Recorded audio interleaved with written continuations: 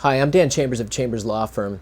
This is the latest in a series of videos that I'm doing that are focusing on important changes in criminal law, felony sentencing, gang crimes, and other major changes that are going to be taking effect in California on January 1st.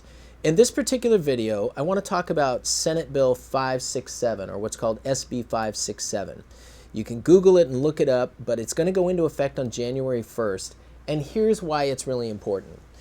Many felony sentences in California carry what is called a triad, all right? It's three possible sentencing factors, all right? So for example, an assault with a deadly weapon is a 2, 3, or 4-year felony. We call it the triad. So 2 years is low term, 3 years is what we call mid-term, and 4 is called high term, or the aggravated term.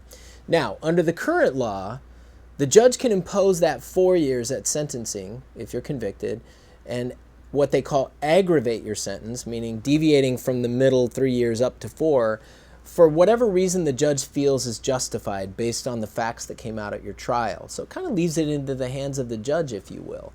However, under SB 567, this is going to change dramatically on January 1st. Now what's going to happen is if the prosecutor wants to seek an aggravated term at sentencing, they have to give that issue to the jury. And the jury has to find that aggravating circumstance true beyond a reasonable doubt, and all 12 have to agree on it. So let me give you an example. Let's say that you commit an assault with a deadly weapon and you use a lead pipe, but the person that you beat with the lead pipe was asleep. They weren't even able to defend themselves because they were sleeping in their bed at the time. You can envision a prosecutor saying, hey, I want to use that as a way to get 4 years on this case because it's really wrong that they took advantage of this victim when they were sleeping. Well, if that's going to be their theory, it's no longer the judge at sentencing saying, yeah, that's kind of messed up. The person was sleeping and I'm giving you 4 years.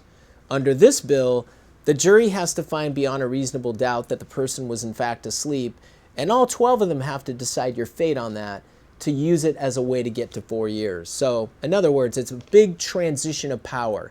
It's taking things out of the hands of a judge and giving that power to a jury to decide whether you're worthy of an aggravated sentence or not. So major change.